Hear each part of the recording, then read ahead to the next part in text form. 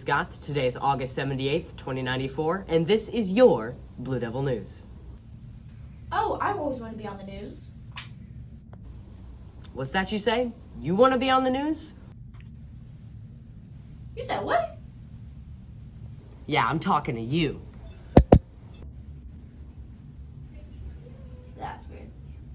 Well, if you're interested in being on the news, please go to the bank or the BDN room, B322, to pick up an application to be on the news. You're leaving! What's your tent? This is the comic booth, and our theme is X-Men. The book that the comic that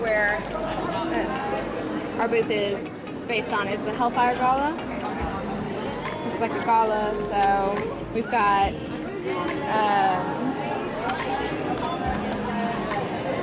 pink lemonade, sparkling lemonade, and champagne. Nice. What's your booth? Fantasy booth. Nice. What's your theme? It's just kind of like the enchanted forest, like very hobbity, like anything kind of enchanted, stuff like that. Fantasy. Yeah. Yes, any question. It's like your personality.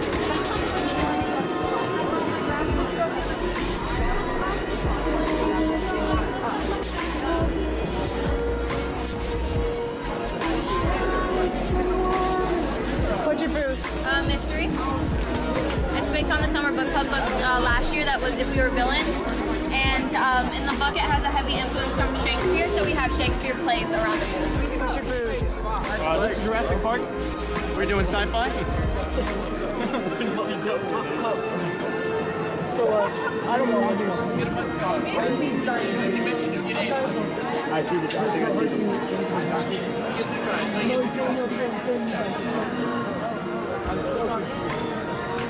Still get mud cup though. Yeah, I'd like to participate. You try.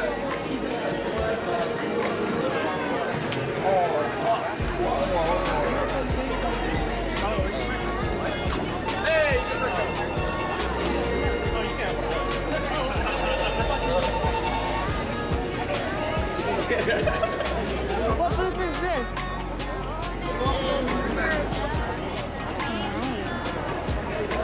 Do y'all have a theme this year? No, we just sell books. What's your booth? Some brown hair, I know that. Yes. What's the theme?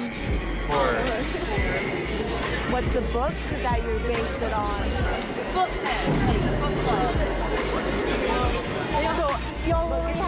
ocean. Yeah. What is this? It's 9 months Poetry? away. They're in the hospital. What? Do y'all have the same book? Shut up! Like a book that y'all base the theme around? Right. What kind of cookie? I love you.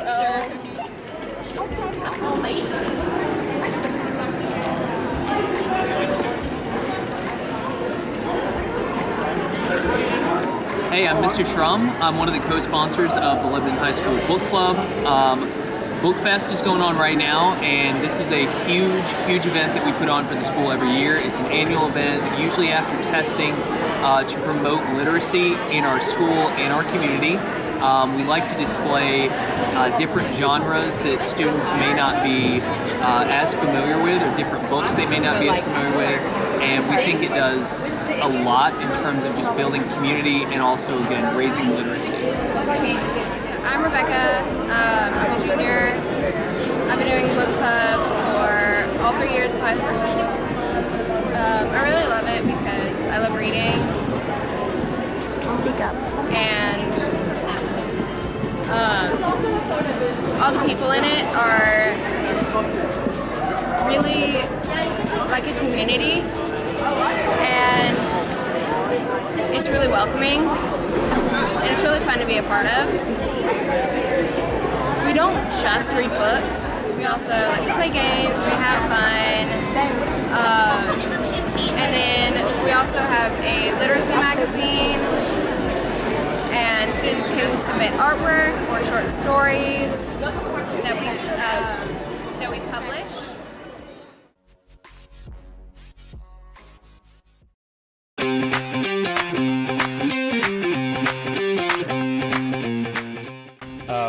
These three have actually all committed earlier.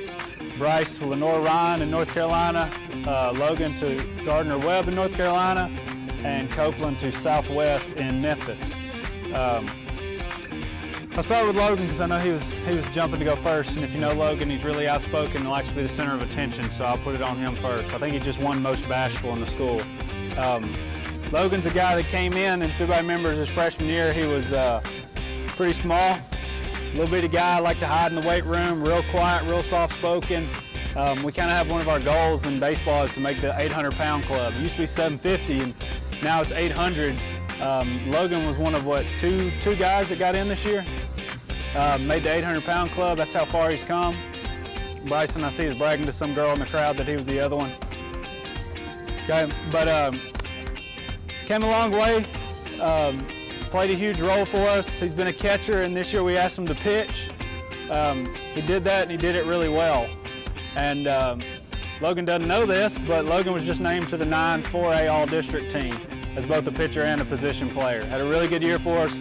I don't know where we'd have been without him. Accepted a bunch of roles. Getting a really good opportunity at Gardner Webb. I'm really excited for him. Bryce, who's going to Lenore Ryan. Really good school, really good opportunity. I think they got some plans to go in D1, so really cool opportunity for him. A guy that's pitched for us since his freshman, sophomore year. I think he got a couple innings of freshman year, didn't you? I know Logan even caught. So these are 4 guys that actually played varsity, all 3 of them for 4 straight years. Logan caught a little bit.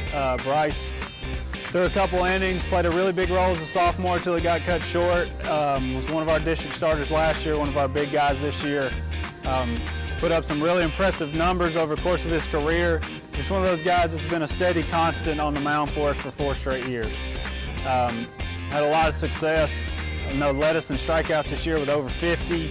Was second on the team last year with over 50. So a guy that's accumulated about 130, 140 strikeouts in 4 years, which is not an easy task.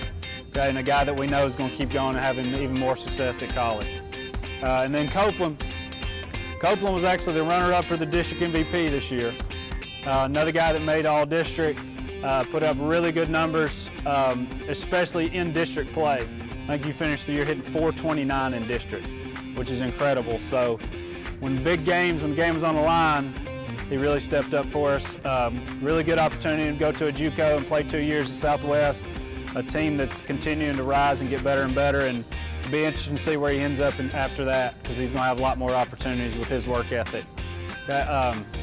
Another guy we kind of asked to take on a different role because That's our other catcher, and we asked him to pitch this year. And for those of y'all that don't know, after the days you pitch, it's really hard to get back there behind the plate. So Copeland had to kind of just go back there and wear it. And just last week, I think he caught, a couple games went short, but he caught 4 games in 4 days through that district championship run, getting to the district championship, and that's a lot to ask for a catcher. Caught a whole bunch of games. I was looking at the stats last night. In his 4 years, he's played over 100, it's around 125 games in 4 years that he's played for us for the varsity. Not to mention what he played for in JV, which may be some kind of a record. But as you can see, 3 guys that have played a huge role, 3 guys that have meant a lot to this program, both on and off the field. Clearly, by how many people are showing up today to the signing, they've affected a lot of people and impacted a lot of people along the way in school too. 3 guys we're really proud of, and we know they're going to do well.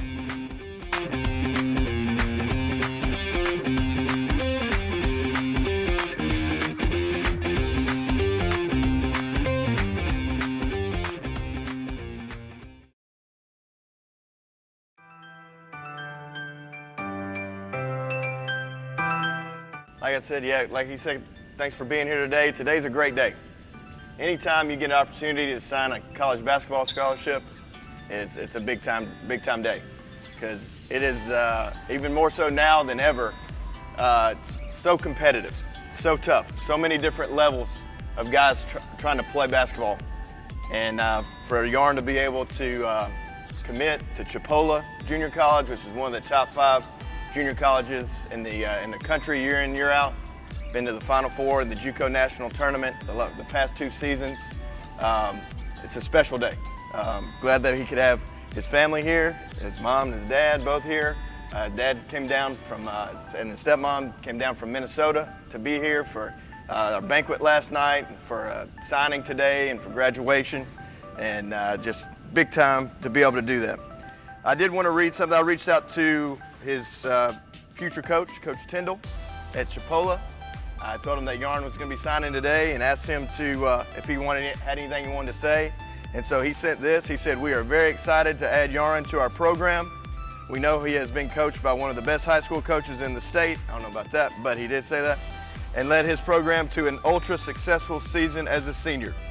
We look forward to helping him grow and develop as a player, and feel like the sky is the limit in regards to him and his future as a college basketball player. We are very, very excited to have him in our program." That's his future coach down there at Chipola, Donnie Tyndall, who's been a Division I head coach at a couple different places, Morehead State, Southern Miss, and also at the University of Tennessee.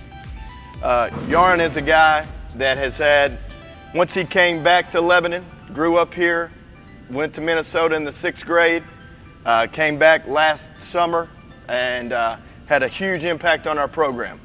He's been a back-to-back 9 AAA, 9 4A all-district player. This past season, he was the 9 4A MVP for the district season. He made the all-district tournament team, made the all-region tournament team. He was second team all-mid-state. He has been extremely successful on the court. Helped us to our Final Four, 29-7 state semifinal run this season. And he was a huge part of that. I think it's pretty fitting that we're signing on this end of the court where he's sitting right now is where I think he caught that body when he dunked on that guy from Northwest right here. It's right about this spot. So, but even more so than that, Yarin's endeared himself to our Lebanon community. I mean, he got voted homecoming king. He's a guy that was also selected best athlete of his senior class. He's a guy that, over the course of the last 2 years, we've spent a lot of time together, a lot of car rides, a lot of visits, and he's a guy that I love him a lot. I'm very proud of him. Today's a good day. Love you.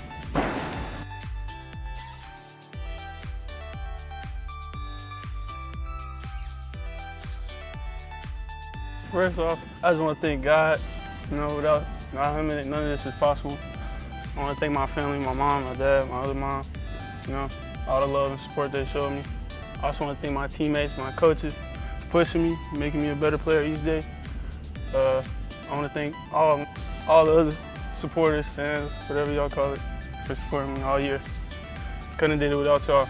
Right, once a Blue Devil, always a Blue Devil. And what are your future goals at your college you go to, Chipotle? Future goals? Yeah. Really just like getting a degree. Getting a degree? Yeah. So like, when going to college, you play to head to the NBA or just get a degree and do something else? You know what I'm saying? I mean, the dream is always like, the goal is always the NBA, you know? Yeah. I'll make it as far as I can, but there's always backup plans if it don't work, you know? Yeah, I got you, for sure. So why did you choose Chipotle? Like, what made you, I was like, yeah, I'm gonna go there. What was that? Well, I mean, you know, like coming in my junior year, I didn't have a lot of looks. You know, I really didn't even have any looks, you know? So I had to like start playing some AAU, going to camps and stuff to get some exposure. Right. So when I did all that, people started seeing that I could actually hoop, you know? Right. Colleges started following me on Twitter, you know? And there's a bunch of JUCOs, you know? I didn't really get a lot of D1s. So when Chipotle, they told me about Chipotle, they hit me up. I was like, yeah. I looked them up online. They was like ranked 5th in the country. I'm like, oh yeah. Yeah. So we hit up the coach and stuff. I went down there, traveled down there, played with him, you know, played in front of him. I killed, and then he offered me a full ride. Full ride. That's good right there. So through your high school career, what has been the most difficult obstacle, like, to get to where you're at now? I would say getting my GPA up, you know, because Yeah. freshman, sophomore year, I didn't even believe I could play college ball. You Right, know, I feel you. I was just messing around, not taking stuff serious. I got you. I got one more. So when did you realize basketball was your sport? Like, you was like, you picked the ball up and you was like, this is it. This is it. Probably say 5th grade. 5th grade? I used to play a lot of football. You know, I played in the little the league. It was a little league at Walter J or whatever. I played in that. But I went to Castle Heights. You know, that was my first year ever playing organized basketball. Oh, wow. We won a Blue League championship here. Well, that's all I got for you today. Like For I sure. said, I'm proud of you, man. You know, teeing up. My boy Evan. Yeah. Stay tuned. It's not over. So first question is, do you have any words of wisdom for Yarin for his college career? Man, biggest thing I think for him going down there is just time management. You know, once you're on your own, learning how to manage your time. One big thing that they're going to help him with that significantly. He's going to be in the gym a lot. He's going to be in study halls. They're going to make sure he's going to class. So they're going to help him with that. Whereas a normal college student may not have that. Right. They're going to have his schedule pretty dictated out. But you know, just surround yourself with good people that are making good decisions, and that's going to really make it easier for you to do the same thing. Yeah, that's right. So next question is, how have you seen Yarin grow throughout the 4 years he's been here? Well, he's only been here for 2. I wish he'd been here 4. But 2 years he's been here. he's grown up a lot. He's matured a lot. He's developed into a leader, both a vocal leader and also by example. Also, you've seen his body transform from where when he first got here and not having been in the weight room to, you know, just being in there for a year and a half. And the dude, you know, he's got a great frame. He's you know, really got a high ceiling for what his basketball career can do for him. Last question is, what is your favorite part about coaching Yarin? Just watching him on the floor, coaching him around. What is your favorite part of that? I just love how he competes. He always has an edge about him. You know, he's going to try to go and dunk on everybody. He's going to try to. He hates to lose. So every time he's on the floor, and he's going to let you know about it. And that's something that I always enjoyed about him is he brings energy, he brings intensity, he brings toughness, and I love that dude. I'm gonna miss him. Yes, sir. That's all I have for you today. Thank you. Thank you.